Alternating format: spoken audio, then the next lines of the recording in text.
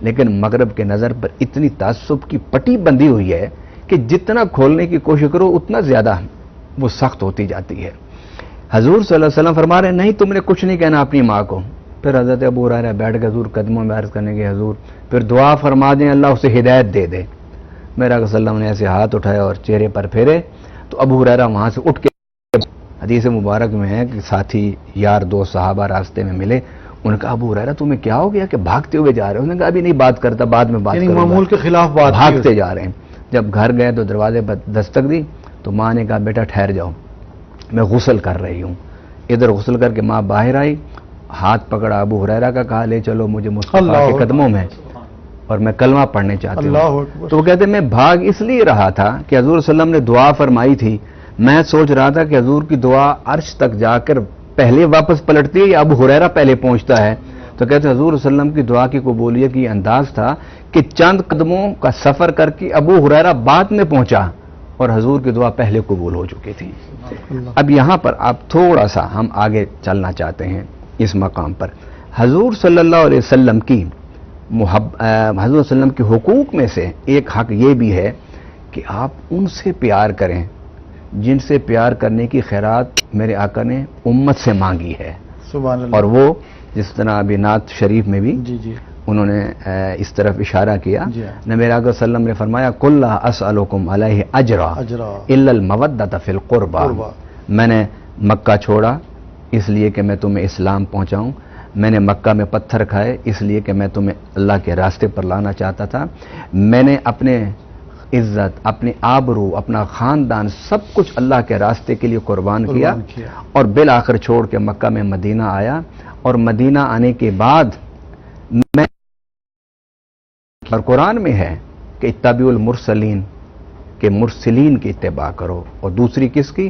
من لا یسألکم علیہ اجرا، جو اپنی امر دعوت پر اپنی تبلیغ سے معاوضہ نہ طلب کریں، ان کی اتباع کرو۔ میں نے آج تک تم سے کچھ نہیں مانگا، اب میں تم سے مانگتا ہوں، اور وہ کیا مانگتا ہوں کہ مودۃ فی القربى، حسین سے پیار کرو، میری بیٹی فاطمہ کا احترام کرو، مولا کائنات کا احترام کرو، پیار کرو۔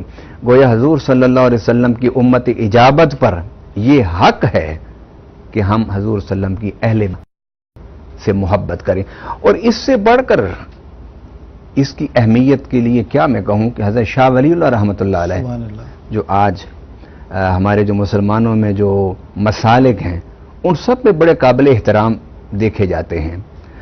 انہوں نے فرمایا کہ ایک شخص اگر مکہ میں روزے رکھے، بیت اللہ میں افطار کرے، بیت اللہ میں سحریاں کرے، اور ساری زندگی بیت اللہ میں نمازیں پڑھتے ہوئے تلاوتیں کرتے ہوئے گزار دے، اگر مرتے ہوئے اس کا دل حضور کی آل کی محبت سے خالی ہوا تو فقط مات کافرہ، تو وہ کافر ہو کے مرے گا۔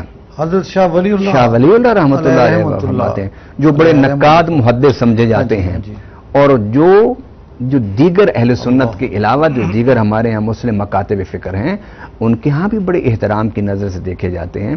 یہ حضرت شاہ ولی اللہ رحمۃ اللہ علیہ کا فرمان ہے کہ حضور صلی اللہ علیہ وسلم کی محبت در حقیقت محبت رسول ہے، در حقیقت، اور پھر عشق والوں کا تو یہ حق ہے حضور صلی اللہ علیہ وسلم کا ان پر کہ پھر جس چیز کی نسبت ہوتی جائے اس چیز سے احترام شروع کر دو۔ حضور کے صحابہ کا بھی احترام کرو، کہ حضور صلی اللہ علیہ وسلم نے اپنی 23 سالہ محنت کا جو ثمرہ ہمیں دیا وہ صحابہ کی شکل میں دیا ہے۔ حضور پر نازل ہونے والی کتاب کا بھی احترام کرو، اس لیے کہ وہ کتاب وہ ہے جس رب نے قلب مصطفیٰ قرار دی ہے۔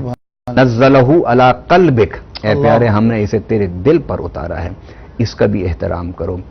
مسجد کا بھی احترام کرو، مدینہ کی گلیاں احترام کرو، بازاروں کا بھی احترام کرو، جنت البقیع کا بھی احترام کرو، جن چشموں پر حضور نے پانی پیا ان چشموں کا احترام کرو۔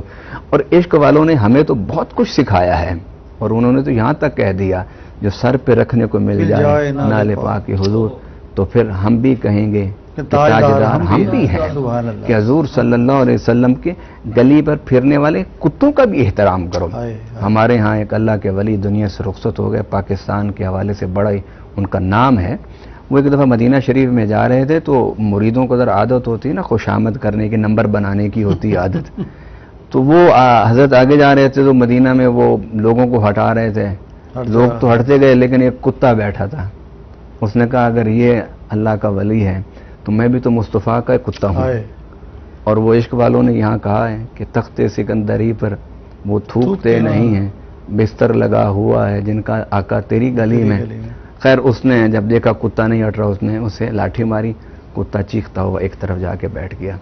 تو حضرت پیر صاحب نے جب دیکھا تو آپ نے مریدوں کو ایک طرف کر کے اس کتے کو پکڑا، دوائی خریدی، اس کو مرم پٹی باندھی، اور مرم پٹی باندھنے کے بعد اسے اپنے گھر لے گئے اور کئی دن اس کی تیمارداری کی. اور جب وہ ٹھیک ہو گیا تو پھر اسے وہیں لا کے بٹھا دیا اور پھر سب کے سامنے بیٹھ کر اس کے سامنے ہاتھ جوڑ دیا اور کہا کہ قیامت کے دن حضور صلی اللہ علیہ وسلم سے شکایت نہ کرنا کہ جماعت علی شاہ کے مرید ہمیں مارا کرتے تھے، اور اگر تم نے شکایت کر دی تو میرا کچھ نہیں بچے گا.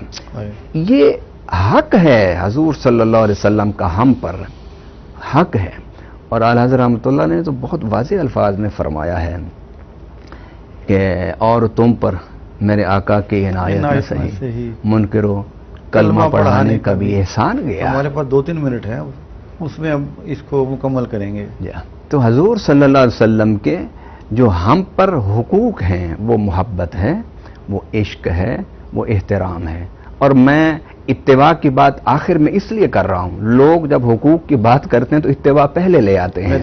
میں کہتا ہوں کہ جس کے دل میں حضور کی محبت ہوگی، عشق ہوگا، احترام ہوگا، وہ بے عمل ہو نہیں سکتا. سبحان اللہ، ہو ہی نہیں سکتا. لہذا دعوت جو دینی چاہیے